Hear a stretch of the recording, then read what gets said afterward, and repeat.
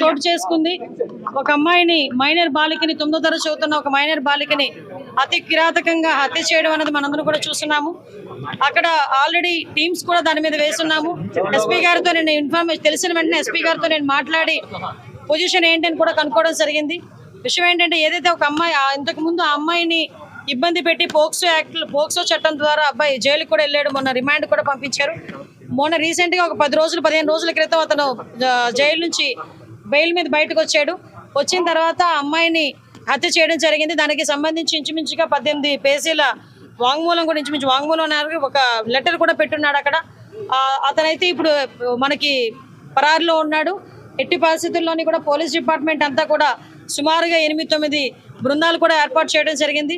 అన్ని బృందాలు కూడా ఈ రోజు అతనికి పట్టుకోవడానికి ప్రయత్నం కాదు, ఎట్టి పరిస్థితులు పట్టుకొని తీరుతాయి.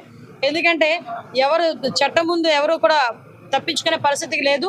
డెఫినెట్ గా ఎవడైతే హత్య చేశాడో అతన్ని ఇమీడియట్ గా మేము పట్టుకునే ప్రయత్నం కాదు, పట్టుకొని తీరుతాం. డిపార్ట్మెంట్ వాళ్ళకి కూడా చాలా క్లియర్ ఇన్స్ట్రక్షన్స్ వెళ్ళి చంద్రబాబు నాయుడు గారు, లోకేష్ బాబు గారు, పవన్ కళ్యాణ్ గారు కూడా దీని మీద ఆరా తీయడం జరిగింది, నాతో మాట్లాడడం జరిగింది.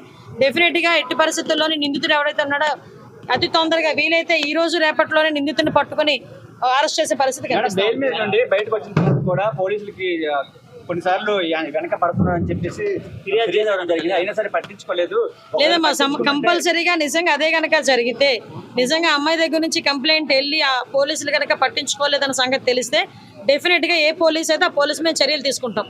అందులో అక్కడెక్కడ కూడా బ్యాక్ స్టెప్ వేసే పరిస్థితి లేదు. కానీ మాకు వచ్చిన ఇన్ఫర్మేషన్ ఏంటంటే అటువంటి పరిస్థితి ఏమీ లేదు. చాలా ఆఫ్ సడన్ వచ్చి అతను హత్య చేసి వెళ్ళాడు అన్నది మాకు వచ్చిన ఇన్ఫర్మేషన్. లేదమ్మా, నిజంగానే వాళ్ళ బ్రదర్ కూడా చాలా ఇనిషియేషన్ తీసుకున్నాడు. ఇంతకు ముందు కూడా తను బెంగళూరులో పనిచేసేవాడు. ఇనిషియేషన్ తీసుకుని ఈ అబ్బాయి ఇంచుమించు 26 సంవత్సరాలు, ఆ అమ్మాయిది చూస్తే 13 సంవత్సరాల వయసు. అవతల నిందితుడు ఎవరైతే ఉన్నాడో ఆ అబ్బాయిది కూడా 26-27 సంవత్సరాల వయసు. సో ఈ సిచ్యువేషన్స్ లోనే వాళ్ళ అన్నయ్యకి చాలా సేఫ్ గార్డ్ చేశాడు. కానీ దురదృష్టవశాత్తు అమ్మాయిని కాపాడుకోలేకపోయారు. కానీ ఎట్టి పరిస్థితుల్లో నిందితుని అయితే డెఫినెట్ గా పట్టుకున్నారు. కంపల్సరీగా చంద్రబాబు నాయుడు గారితో మాట్లాడతాం. ఎటువంటి పరిస్థితుల్లో అమ్మాయి చిన్నపిల్ల, మైనర్ బాలిక, ఆ అమ్మాయికి ప్రభుత్వం నుంచి అందాల్సిన సహాయ సహకారాలు అన్ని కూడా అందిస్తాం మా కుటుంబానికి.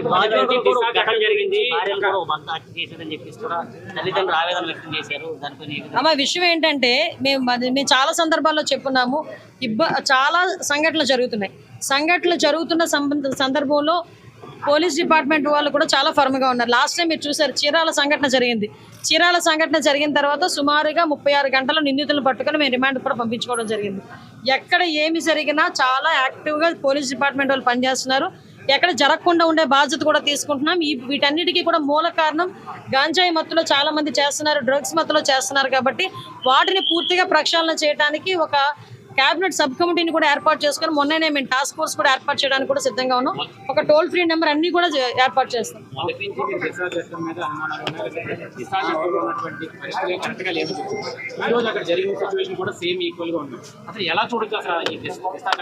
దిశ చట్టమే లేదండి. చట్టం లేని దాని గురించి మీరు మాట్లాడుకోవడం అనవసరం.